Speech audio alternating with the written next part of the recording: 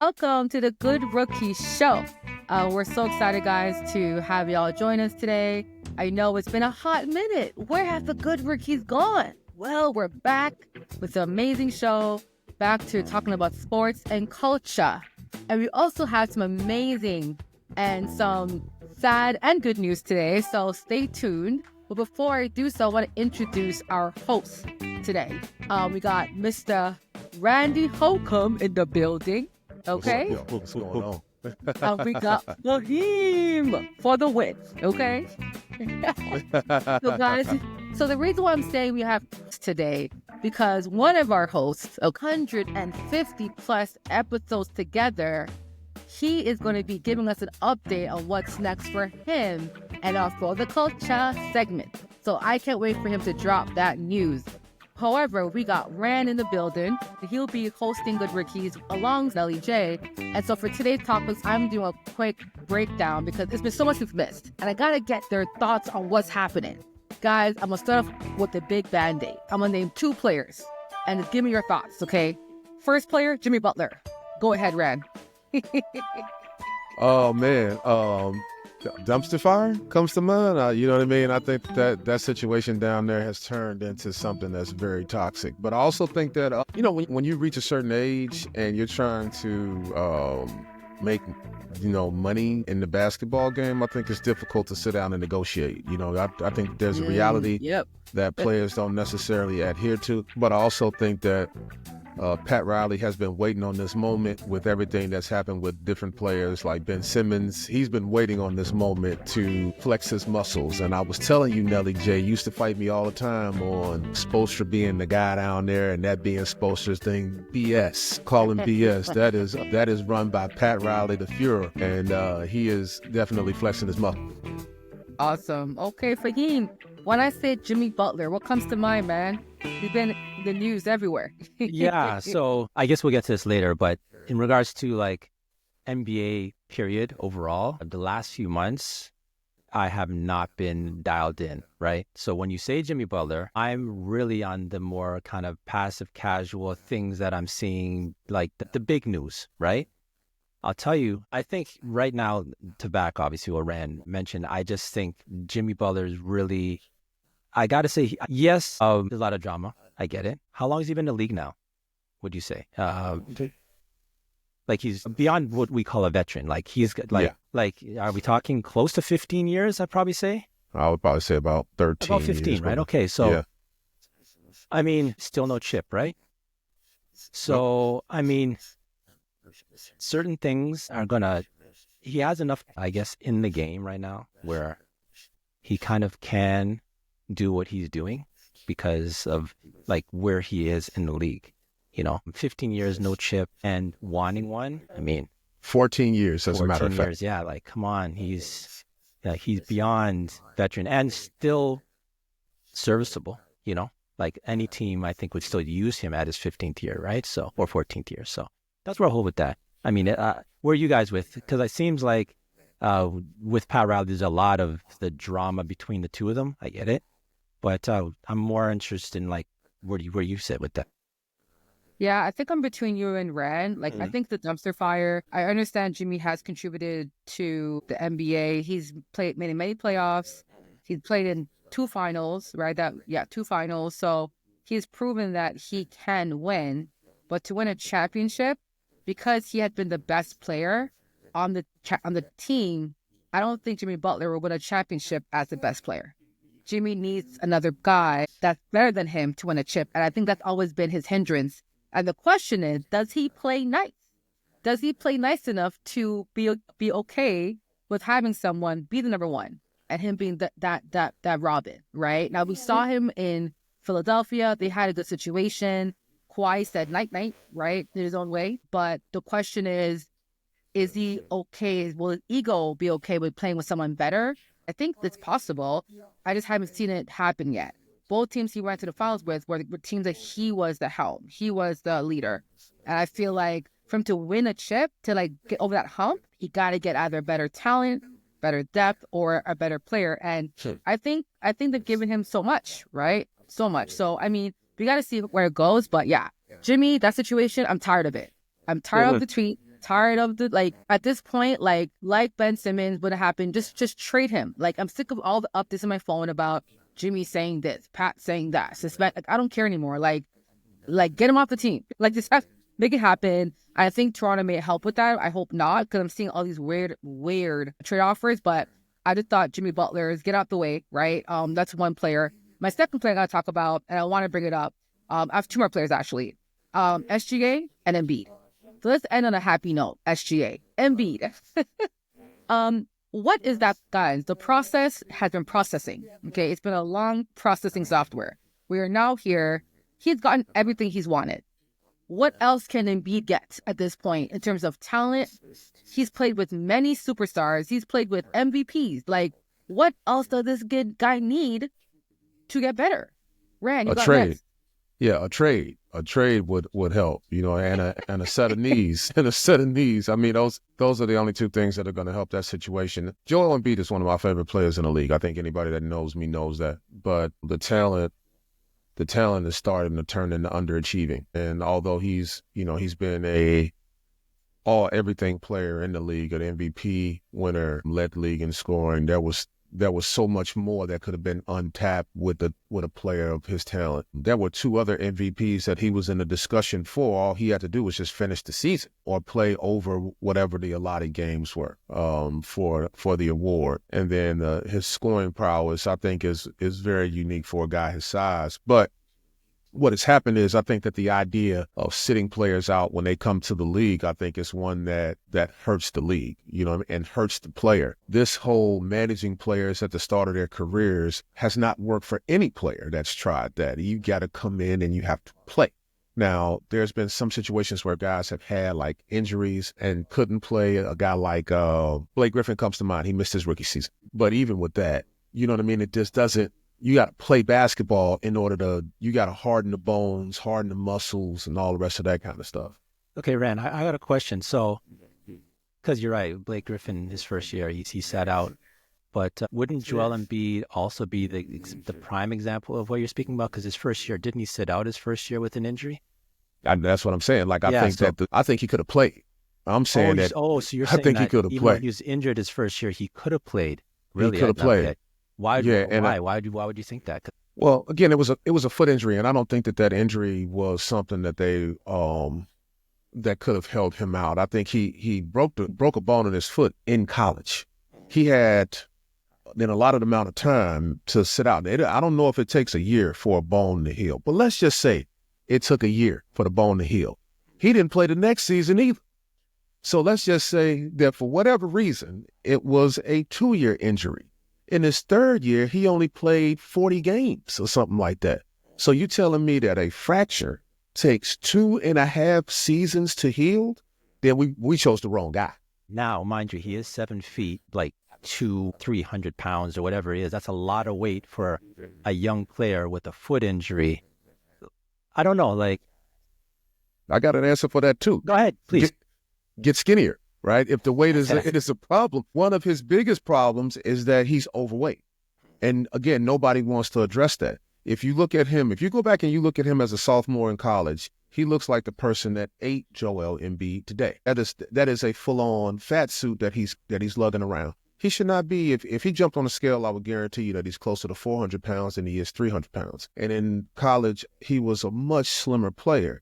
His frame is not built to carry that amount of weight. He should be somewhere, his build should be like a Hakeem Olajuwon type build or something along those lines, but he should not be this mass of weight that is weighing on the knees. If you are having knee problems, the first thing that you got to do is lose weight, because that means that you have too much weight coming down on the lower body. For me, again, like if he's 7 feet tall and he wants to play basketball, well, you know, these are the breaks, so to speak. You gotta be able to play with the weight that you have, or lose it, or be able to play with the height that you have. But what you can't do is sit out for 2 straight years drinking Shirley Temples. What happens after that is that you just don't your body and mind don't harden to the idea of actually playing basketball. And you look now, we're 8-9 years into his career, and today he's still not playing. This is year 8, and he's played about 30% of the games this season. Sure. Nelly, your thoughts? Nah, I mean, Joel Embiid, I know you love him. I never believed in him because I felt like it was always an excuse. There's always someone else blamed. They blamed everyone but him the last 8 years. It's never him. It's Ben Simmons. It's James Harden. That was Paul George's fault. No, it's him. Okay, he's always getting hurt. He can't stay healthy. And however that reason may be, figure it out. You're making too much money to not play more than how many 65 plus games. Like, he's hindering himself by his bad habits and not being disciplined, okay? Right. Joel, instead of you trying to fight someone in the locker room, how about you fight them weights? Fight them jogging down the street. Like, our focus is just like, come on, man. No journalist should make you get that upset. Be more mad about your production and performance in the NBA. You're an MVP candidate every year if you just are available and play hard. That's it. Like, Joel has the easiest thing. He's naturally gifted, naturally skilled, has a complete game. But he just does not, like, mentally here, it's like, it's weak. It's absolutely weak for me. And I don't know, how do you change that? Do you go, like, how do you fight that? And with him and Paul George on the same team, oh my gosh, both those guys have had challenges competitively, focusing, distraction. So I don't know. I just think that he's had enough, like, blahs at this point. He either got to figure it out or not. You know what I'm saying? I'm sick. I'm seeing guys coming up, like SGA, who are, like, developing, getting better each year and available for their teammates. Joel Embiid is not. I'm a fan of him, but I'm just also disappointed. He played for Team USA, won his Cameroon citizenship, won France, and now play for USA, and now he can't play for a season? Like, he's barely in and out? Like, the Denver Nuggets fans were chanting, where's Embiid at? Like, you talk all this talk, right? But whenever, like, they're playing in Denver, nobody can find you. Imagine this, right? The NBA has only so many storylines. Jokic versus Embiid is prime time. Every time. We get it twice a year. Twice. And because of this guy not being available, we get once a year. And only when they're in Philadelphia. Like, that's weird to me. I'm sorry. Like, I agree. Yeah. So for me, I want Embiid to step up for himself, for his own self. Like, forget finding journalists. Focus on winning that basketball thing and trying to, like, to win a chip with your team. Be focused, right? Because it's always someone else. It's always someone. It's never him. It's weird to me. So, Nelly, you mentioned possible reason why, and I think Rand hit it right on the head. I think, like, a change of environment. I think that's what he needs. He's trade. Yeah, like 8 years. And it happens for a lot of players, actually. Like, a lot of players, you look like, one that comes to mind, you can't really compare the two at all, but I just think of, like, Kyle Lowry, before he came to Toronto, like, what he was going through was in Memphis, right? So, oh no, Houston, my bad. Houston. Right? Houston, right? Double check out. Why did I forget where Kyle Lowry played it? It was Houston. Him and Goran Dragic were battling for a position in Houston. Okay, you want to double check that on me, please do, Rand. Yeah.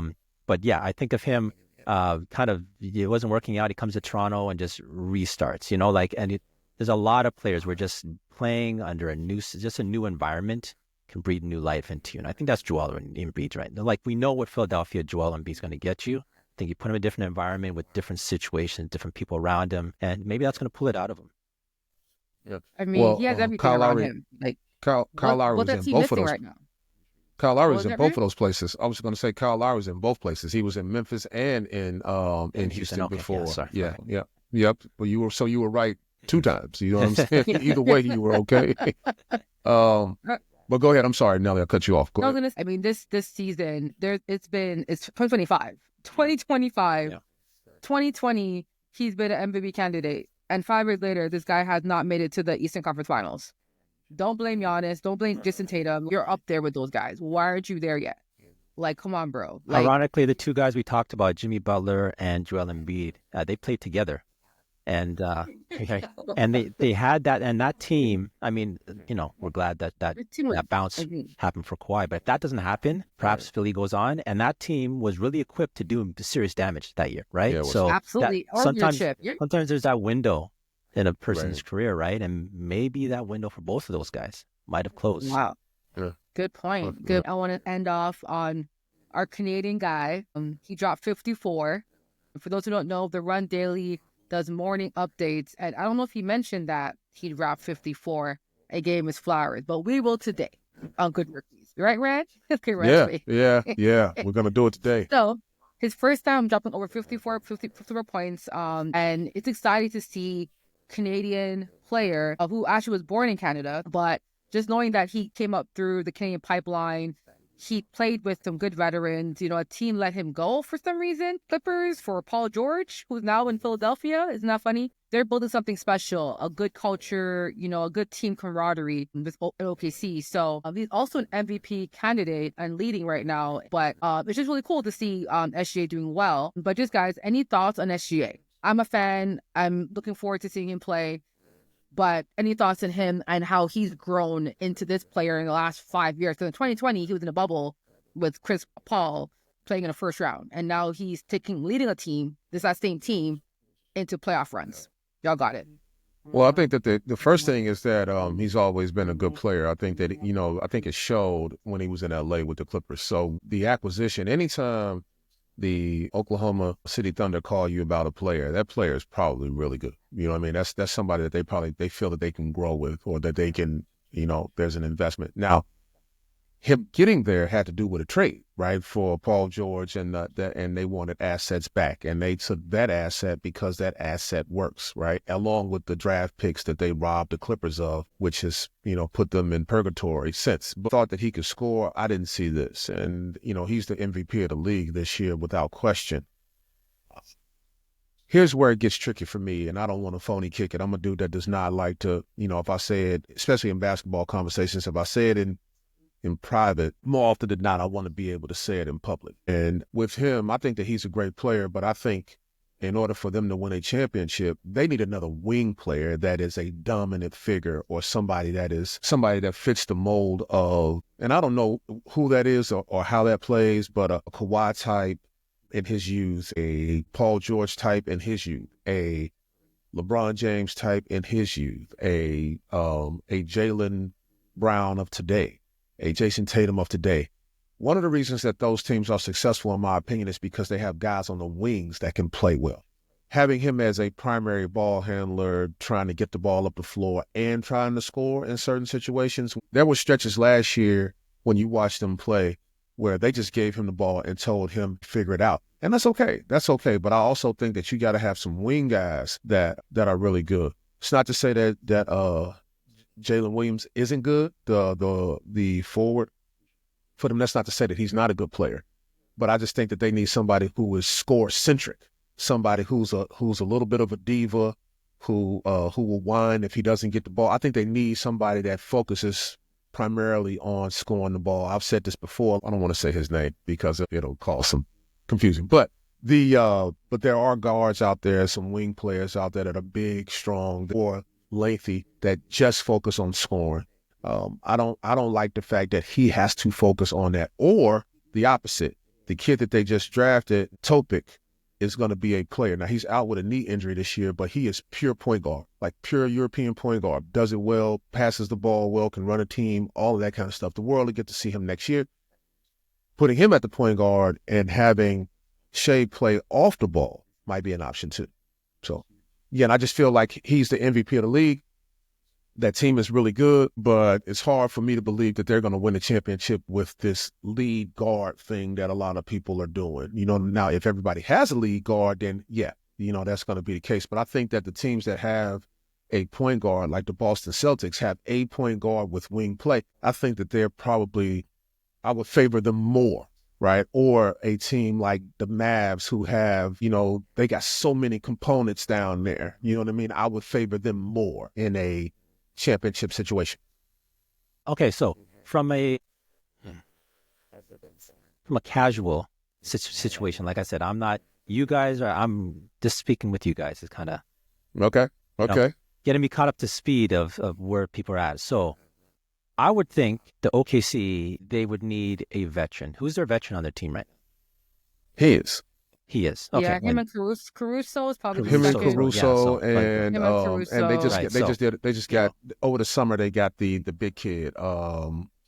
Hartenstein. Hartenstein. Okay, and still, Yeah, that. from the So, Knicks. Yeah. I mean, those are three names that, like, to win a championship, sometimes for a young team as they are, You need to have like not just a veteran by years, but like experience. And I don't think they really have that on the team. But Ren, your point is really good about the ball dominant, like having his high usage, right? Right. So I'll throw it to you. What do you think would be a bigger factor to get them over the hump to be legit contenders for a chip? Would it be perhaps getting that veteran that you need to put you over the hump, or getting that wing that you're mentioning? I think that those two can be synonymous. You know what I mean? I think that they can. Yeah, I think you can. If you can put those two things in the same body, I think that you would have a championship. Any players come winner to mind that would fit that mold right now? And it's so tough. You know, I've been asked this a couple times. I don't know that there's necessarily one out there that makes sense today. I don't know that that thing is available right now in the form that we're talking. Okay. But I think, but here's the thing. If you ask me, who would I go after if I was them? Right. There are two names that come to mind, right? Jordan Hawkins down there in New Orleans. He's a player that most people don't know, but he won a national championship at UConn, and he's a big time scorer. And go check his numbers out when you get a chance. A lot of people don't know about him, but he's buried on the bench. He's not on my radar. How many years is he in the league though? He can't be. This is his second year. So so he doesn't But check again, off on the veteran part, right? He doesn't check off the veteran part. But Right. there's another player in Charlotte. Much the same. Doesn't check off the veteran part, but Trey Mann is another player that I would be trying to get on my I team. know Trey Mann, yeah. So again, those two players, they encompass something that team needs. They're focused scorers. They're mercenary by trade. You know what I'm saying? Like they are. They can miss 5 shots and keep shooting. They can make 5 shots and keep shooting. And the way that they score is a lot like how Shea scores. They score at their own pace. They're not in a rush. Another player that comes to mind that might make sense for them would be Cam Thomas that's in Brooklyn. He's their leading scorer and best player. Now, again, like he doesn't check the vet. Correct, You know what I'm saying? So again, like when you think around the league, like who are these guys? Well, all those guys are old with as much gray hair in their beards as you and I. So I don't know if I necessarily want that right now. You know what I'm saying? But can I throw out a name that might fit? What's that? Check all of them. Jimmy Butler. Yeah, no, thank you. You know what I'm saying? Yeah, no, thank you. You know what I'm saying? I don't thank you. It's crazy, but that's so funny. As he was describing who he wanted, I said, Red is talking about Jimmy Butler. Like he wants Yeah, no, thank you. Freaking or Embiid on freaking OKC. Right. Yeah. Oh man. Yeah, no, well, thank y'all, you. thank you so much. We're gonna jump right into our For the Culture segment, and we get to highlight someone for the culture. And today, I get to highlight Faheem for the win. So Faheem, we got some things going on, and I'm gonna let you announce the news because I can't. I'm gonna get choked up. So Faheem, you announce what's up, what's happening, Faheem. The folks want to know what's going on. Yeah. Oh yes. So actually, let me rewind it. So, I've been running a joke, but who's the biggest three-peat since the pandemic? I don't know this joke. I'll let Rad guess. I don't know. Me and my wife Aisha. You get 3 kids. We're having a third child, 3 since the pandemic. So yeah. Oh wow. Yeah. You know, you can't say that. You can't say woo. It seems like you're doing pretty good over there. You don't seem tired at all. It seems like you're doing pretty good. But the reason why you're for the culture, Faheem, is because, right, you've done so much for the culture. Like, you started off with, of course, with me on Clubhouse with Good Rookies. But when we started to go on Twitter, which is X now, we were able to unify a lot of the Raptor fans, and they call us the parents of Raptors Twitter, because a lot of folks from our spaces now have their own shows, their own podcasts, have their own spaces. You also host Good Rookies, a podcast where we focus on culture, what's happening in Toronto, what we're facing. And I think, you brought some really good topics to the table. This is going to be your last time as a host on Good Rookies, but of course you'll come back on whenever you're ready. But I know you have that 3-peat going on. But Faheem, tell me about the reason why you want to start podcasting. Because before you, I wasn't doing podcasts. You approached me and you're like, Nelly, Janelle, you want to do podcasts? And I'm like, huh? Me? Why? So why did you want to start podcasting, Faheem? And why did you think it was important for someone in Toronto to have that type of information out there? Yeah, so at the time, how many years, help me out, were we talking, we started 5? 2020. I 2020. think we So started the pandemic year, right? Wasn't it pandemic, 2020? maybe a little bit before. Actually, Well, before definitely that, right? the We had um with that past season season rookies, season rookies and oh right? yeah, that was their old And now, show. right? Yes. Yeah. So yeah. So we've been potting for a minute. I'd probably say realistically maybe 7 years, close to 8. Oh It's been wow. it's been a Since I think minute. 2016, 17. 2016. Yeah. Yeah. Wow. Damn. Yeah. What made me started? I would wake up every day. I look at ESPN or First Take all the time, and everyone wants to have their voice and their opinion, right? And I was like, oh well, like podcasting was just starting to bubble. Joe Budden actually had his at the time. I'd watch his a lot. What's another one? But there's a few of those I'd watch. I'm like, yo, it's just giving it an outlet to give your opinion and speak. And I started with someone else. You know who he is, Janelle. Shout out to him. And we were, it was two guys, and I just felt, you know what? Me and Nelly J, we had previously worked together, and we've talked a lot of ball, and we kind of life has had us, our paths were crossed, and sometimes not, but it's always like, whenever you reconnect, it's like you never miss it. It's a beat. So I said, hey, you know what? Why not bring her on? She came in, and right from our first conversation with the three of us, I knew like she's meant, like this is something she should be doing. So I remember we called her, and I was like, hey, you know what? Like we got to do it, and I'm glad that you stuck with it, and here you are now, running the reins of what's going on now. I mean, you got great takes, great vision, just a lot of things. No, that's dope. No, honestly, it was great for you to even consider me because I didn't even think people cared what I had to say about sports. You know what I mean? I argue with my brothers all the time about sports growing up, but didn't think that was something I would do online in front of people. But no, thank you for seeing that, right? So when it comes to good rookies, right? And I have to ask this question because people are gonna want to know, what's an episode or a segment or something that stood out to you in all the years, or Raptors Live TV, right? It's also a brand that you ran as well. What's some moments of some highlights of that for you? And Clubhouse, the Raptors, live, we did a lot. Oh my gosh. It's been so much, party. so much interaction, so much people, right? Biggest one that would actually stand out. Biggest one, because now I'm just going through like a file of like you said, Clubhouse, Twitter, good rookies. Biggest one. Oh my goodness. You put me on the spot with this one. Well, if you can't name one, you could just give me a couple of moments that kind of sticks out for you over the years. Because remember, we interviewed quite a few folks that are quite a few on people. TV, producer, interviewed Yeah. artists, hip hop artists, Right. Olympians. I mean, NBA player. We interviewed a lot of like just a wide range of people. Producers of Olympic shows, producers of basketball shows. Like we've done it so much. So GMs of professional teams. Like we've kind of met a lot of folks over the years. I definitely understand, but I was wondering the moment that kind of stuck with you. Actually, if this might be the unpopular one, but the night that I'm gonna go with on Raptor Spaces, when you were there that night, when Pascal Siakam scored 50 points against the Knicks. Do you remember that? It was and I remember being on there, and that night we had a lot of people in the space, a few hundred people, and that's the time where people were kind of torn between, is Pascal Siakam superstar or is he not a superstar? And I just remember it was very unpopular for me to stick by my guns that I didn't feel that he was a superstar, even though he scored 50 points, which had a lot of people being like, oh, you're a hater. But, it's kind of what I felt. And I kind of, after that happened, I remember thinking, oh man, was like, should I have done that? Like it could actually turn off a lot of people, because people like being in an arena where people have the same mindset. And when you have somebody who's maybe not of their mindset, maybe they might not want to come back.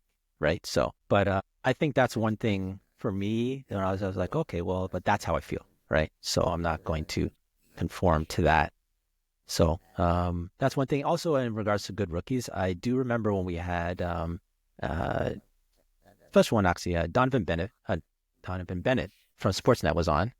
And I didn't have anyone to babysit Isla. So I was actually. I remember that. That was a good moment. I remember that. So, Oh and man, at that you had the time, baby.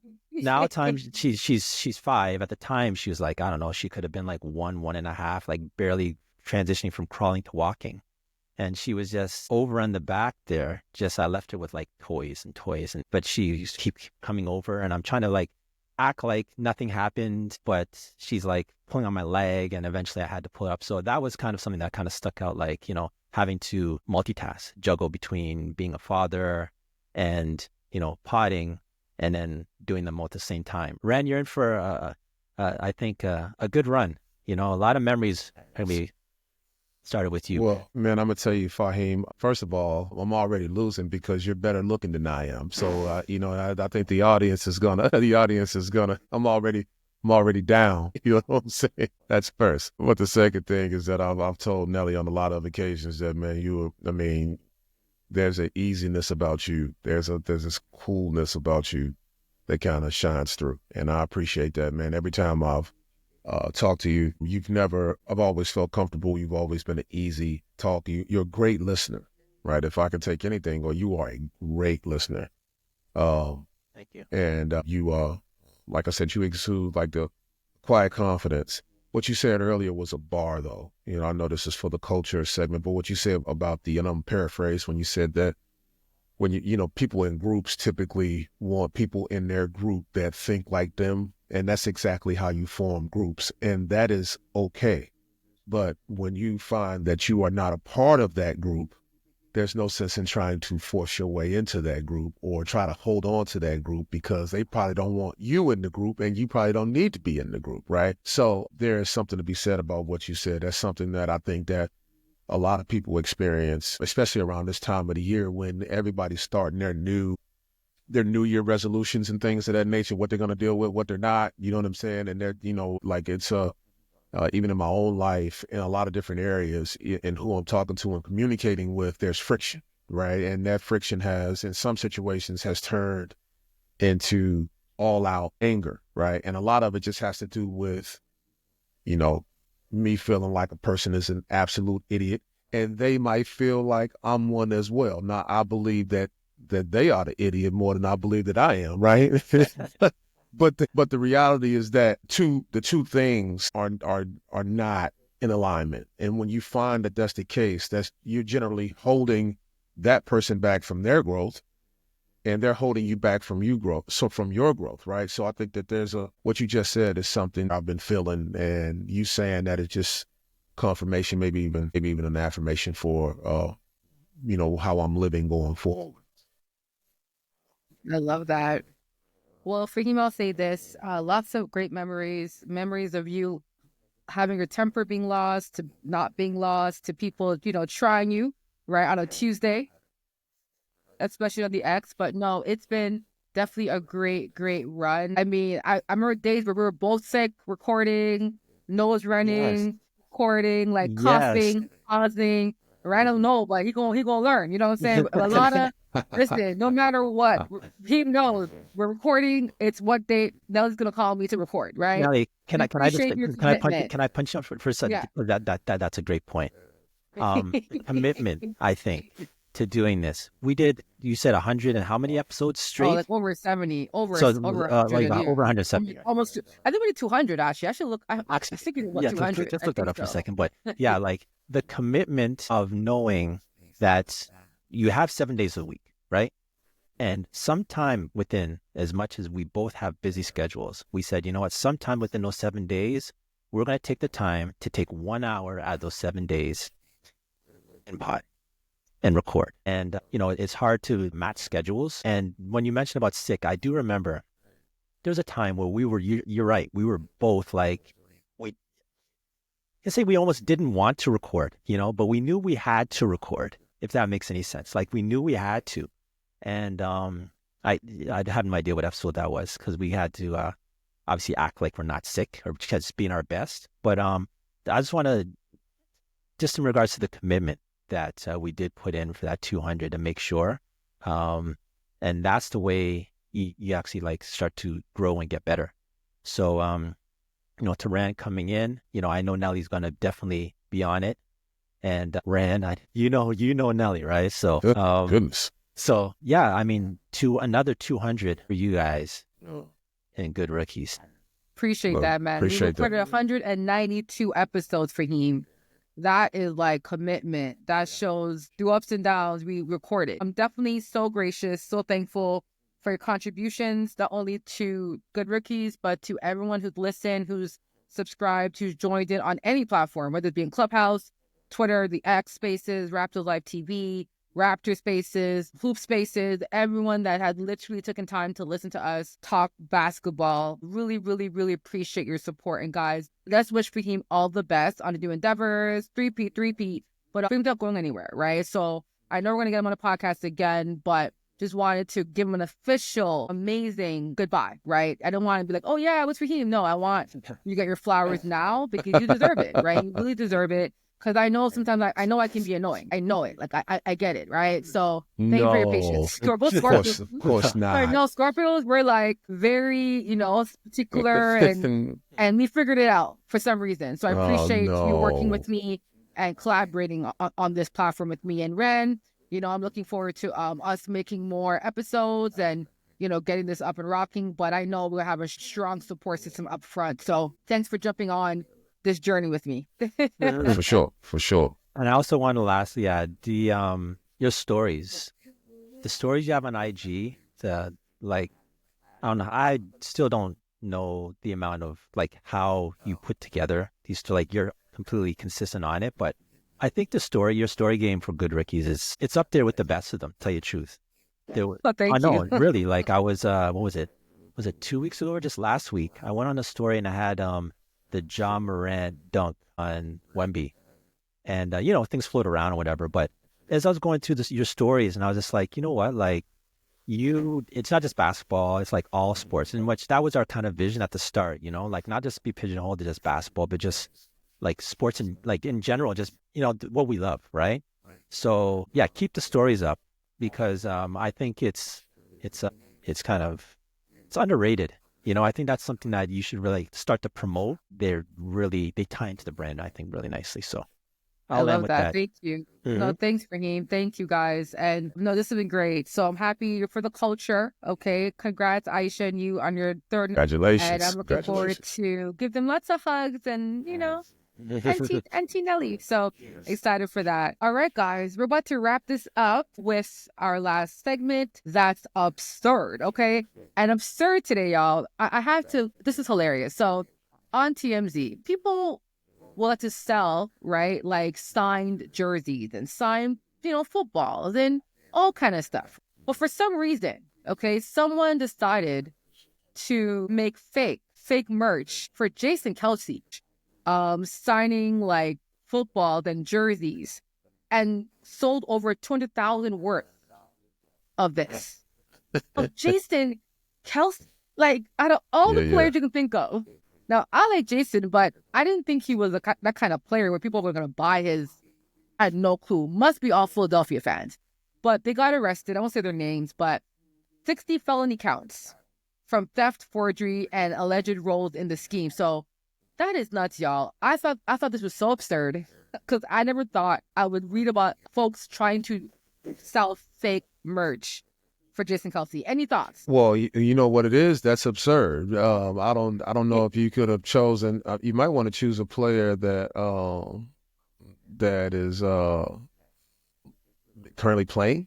Might be somebody that you might want to choose if you're gonna try to some money on some fake merchandise. But a freaking, I mean, what was he? Jason Kelce was like a center or something. Wasn't he he was like the, you know what I mean? I don't know if that's worth going to jail over, man. I don't know if that's necessarily the life I want to live. But maybe they chose him because they was like, nobody's going to notice.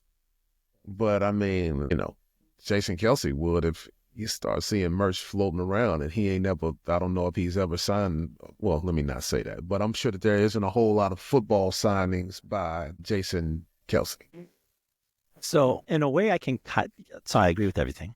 So I say in a way I can kind of see why it would be, someone would get fooled by this because Jason Kelce, so he's a podcaster.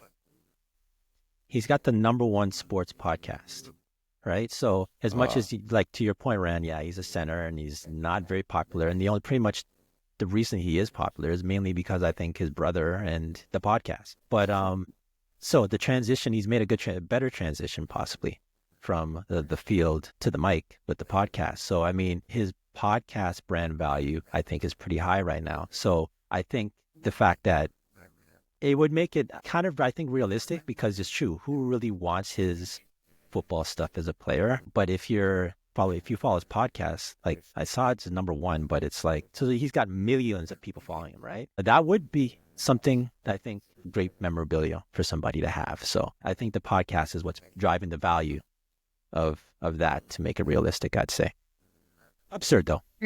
I never Nonetheless, thought right? Jason Kelce people would go to jail for Jason Kelce. Okay, that is just crazy. Go to jail for Michael Jordan. Go to like shoot for the stars Right, in the movie. right, That's for the cloud. That's a cloud team. You understand? Anyway, so y'all, we're gonna wrap up the episode. As we know, we do our shout outs. So again, I'm gonna have Faheem end off the shout out. So I'll go first. I'll go to Rand, then you Faheem to close it out for us. But folks, I do want to shout out Faheem.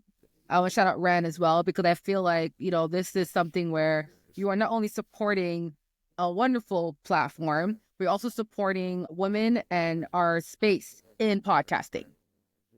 And so that's something that I think, there's been a lot of talk about, women in sports. And I don't want to go down that lane, but it's just good to know that I have support and I can do this platform with someone like yourselves, right? Past the new. And, I really appreciate you guys taking the time to commit to this and for committing to this platform and understand that this is not for us, but it's for giving the folks a different voice, a different look, not the typical what you're seeing on other platforms. So big up to both you guys. Thank you, Faheem, for all you've done. I will never, ever forget all the sacrifice you've made with me on all the platforms you've made and done. And Ryan, thank you so much for collaborating and jumping on this with me and committed to it. So I'll pass the mic over to you. Nelly, I want to thank you for all of, you even being available to me, or giving me the opportunity, because I brought the idea to you when I saw that Faheem, or when you told me that Faheem was potentially going to have to leave because of his desire to procreate. The idea for Ryan's crazy. Yeah, I said, hey man, well, I don't have that desire anymore. So yeah, this show might be this show might be perfect for me. I got 2 and I'm good. You know what I'm saying? But again, shout out to you for, continuing to do it and allowing me to do it with you. Faheem, again, shout out to you for having this vision with Nelly to put this together. And hopefully I can, when you log on and listen, hopefully that you're proud. You know what I mean? When you're running around with your little ones and living life and providing for your family, man, I just hope that this is something that brings you joy and that you can always tie back to as something that you were a part of. And at any point in time, again, having you on makes it so much easier for me, because again, you just ask much better questions than I know I ever would. You know what I'm saying? So shout out to you for being who you are as a person. You know what I mean? And you've always been, more than gracious to me and more than encouraging to me, and somebody that I look to for a way to be better at this particular game, this podcasting game. So shout out to you. Shout out to the fans who are going to miss you. Shout out to your family that's going to get to enjoy you though at the same time. So that's that. Appreciate that, man. So I'll throw it back at you. So Ran, shout out to you, first of all. Pandemic is when we met on Clubhouse. That was actually Nelly J's idea. I remember Nelly J had brought a Clubhouse idea to me at the very beginning of Clubhouse. Social audio was new at the time, so I didn't really quite get it. So she was like, you know what? Well, I'm just going to go ahead and do it and, follow along.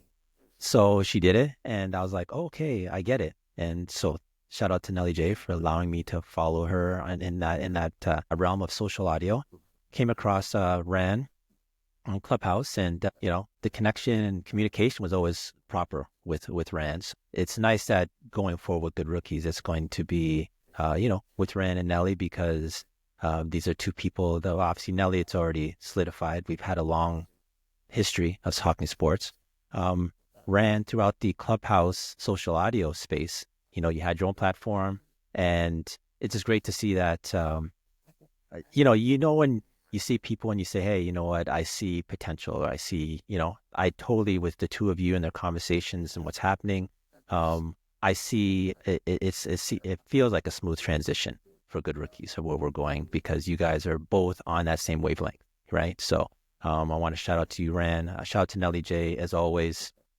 Yeah, it's been a long time. It's not it's not goodbyes till next time. You know what I'm saying? So, but yeah, to you guys both, I have been I fall back since I came back from Africa. I went to Africa in May, and so I was there for almost 2 months in Tanzania with my wife, and came back. And since I've been back, I just, when you're over somewhere and then you come back and there's a different pace. I came back, life kind of pulled me in a different direction, and I can say that here we are 6 months, and I've still kind of casually, obviously seeing what's going on with sports, but just not really engulfed in it as I was before. But I could say that at least now there's a reason for me to be tapped in, because when you guys drop episodes, to be honest, when we recorded episodes, I really wasn't listening, because it's me speaking. So I wasn't going back and listening to the full hour of my episode, because I was there to begin with, right? Now there's a reason for me to actually go in when you guys drop an episode and get caught up and tapped in with what's new, because you guys are going to be my eyes and my ears to what's going on with sports, because you guys are trusted voices with me, and that's key in regards to podcasting, right? So I'm really excited to see what you guys got cooked up for 2025 and going forward with Good Rookies. Thank you, guys. Great shout outs, y'all. Again, y'all, thank you for tuning in. We're on all platforms. You know what I'm saying? Tell a friend, tell a friend. We are here. Good Rookies are back, and we're excited to, again, continue a lovely journey. And of course, Faheem will be with us always. And Ran, let's go. You know what I'm saying? Right. I told you, man. All right, y'all. Thank you for let listening, nobody guys. And we out. All right. All right. Peace.